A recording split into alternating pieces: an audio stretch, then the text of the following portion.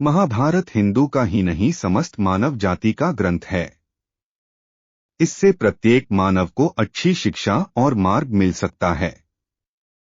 प्रत्येक मनुष्य को इसे पढ़ना चाहिए क्योंकि महाभारत में जीवन से जुड़ा ऐसा कोई भी विषय नहीं है जिसका वर्णन ना किया गया हो और जिसमें जीवन का कोई समाधान ना हो। इस ग्रंथ में देश, धर्म, न्याय, राजनीति, समाज, योग, युद्ध, परिवार, ज्ञान, विज्ञान, अध्यात्म और तकनीकी आदि समस्त विषयों का ज्ञान वर्णन मिलता है।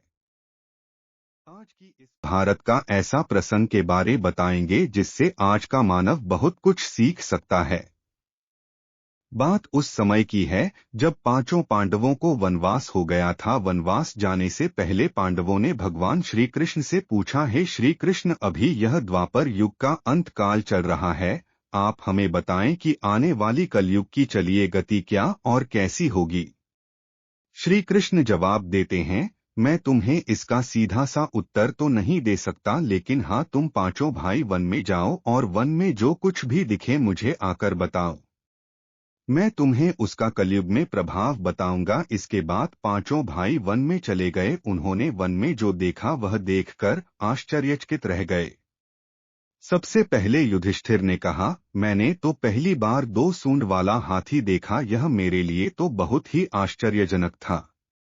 भगवान श्री कृष्ण कहते हैं, धर्मराज, अब तुम कलिकाल की सुनो। कलयुग में ऐसे लोगों का राज्य होगा जो दोनों ओर से शोषण करेंगे, बोलेंगे कुछ और करेंगे कुछ और, मन में कुछ और होगा और कर्म कुछ और। ऐसे ही लोगों का कलयुग में राज होगा। तुम कलयुग आने से पहले तक राज्य कर लो। युधिष्ठिर के बाद अर्जुन ने कहा, मैंने जो देखा है वह तो कहीं ज्यादा आश्चर्यजनक था। मैंने देखा कि एक पक्षी के पंखों पर वेदों की रचनाएं लिखी हुई है, पर वह पक्षी मुर्दे का मांस खा रहा है। श्री कृष्ण कहते हैं, कलयुग में ऐसे लोग रहेंगे जो बड़े ज्ञानी कहलाएंगे, विज्ञान की चर्चा करेंगे, लेकिन उनके आचरण राक्षसी होंगे। वह बड़े पंडित और विद्वान कहलाएंगे, किंतु यह देखते रहेंगे कि कौन सा मनुष्य कब मरे और हमारे नाम से संपत्ति कर जाए। हे अर्जुन, संस्था के व्यक्ति विचार करेंगे कौन सा मनुष्य मरे और संस्था हमारे नाम पर हो जाए। हर जाति धर्म पर प्रमुख पदों पर बैठे विचार करेंगे कि कब किसका श्राद्ध हो और कौन कब किस पद से हटे और हम उस पर चढ़ जाएं। चाहे कितने भी बड़े लोग हो, परंतु उनकी दृष्टि धन और पद के ऊपर ही रहेगी। ऐसे लोगों की ही बहुतायत होगी। अर्जुन के बाद भीम ने अपना अनुभव सुनाया। भीम ने कहा कि गाय अपने बछड़े को इतना चाटती है कि बछड़ा लहूलुहान हो जाता है। श्री कृष्ण कहते हैं, कलयुग का मनुष्य शिशुपाल हो जाएगा। कलयुग में माओ की बच्चों के लिए ममता इतनी बढ़ जाएगी, उन्हें अपने विकास का अवसर ही नहीं मिलेगा। मोह माया में ही घर बर्बाद हो जाएगा। किसी का बेटा घर छोड़कर साधु बनेगा तो हजारों व्यक्ति दर्शन करेंगे। यदि अपने बेटे ने साधु बनना चाहा तो रोएंगे कि मेरे बेटे का क्या होगा। इतनी ज्यादा ममता होगी कि उसे मोह माया और परिवार में ही बांध कर रखेंगे। भीम के बाद सहदेव ने पूछा, हे श्री कृष्ण, मैंने जो देखा, मैंने यह देखा कि 5-7 बड़े कुओं के बीच एक गहरा कुआं बिल्कुल खाली है। जबकि ऐसा संभव कैसे हो सकता है?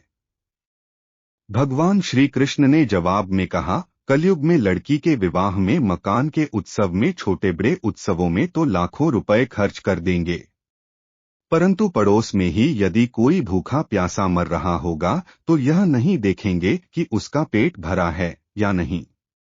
उनका अपना ही सगा भूख से मर जाएगा, उसे देखते रहेंगे और दूसरी ओर मौज, मदिरा, मांस भक्षक, सुंदरता और जश्न में पैसे उड़ाएंगे, किंतु किसी के 2 आंसू पोंछने में उनकी रुचि ना होगी। कहने का तात्पर्य यह है कि कलयुग में अन्न के भंडार होंगे, लेकिन लोग भूख से मरेंगे। सामने बंगले में ऐशो आराम चल रहे होंगे, लेकिन पास की झोपड़ी में आदमी भूख से मर जाएगा। एक ही जगह पर असमानता अपने चरम पर होगी।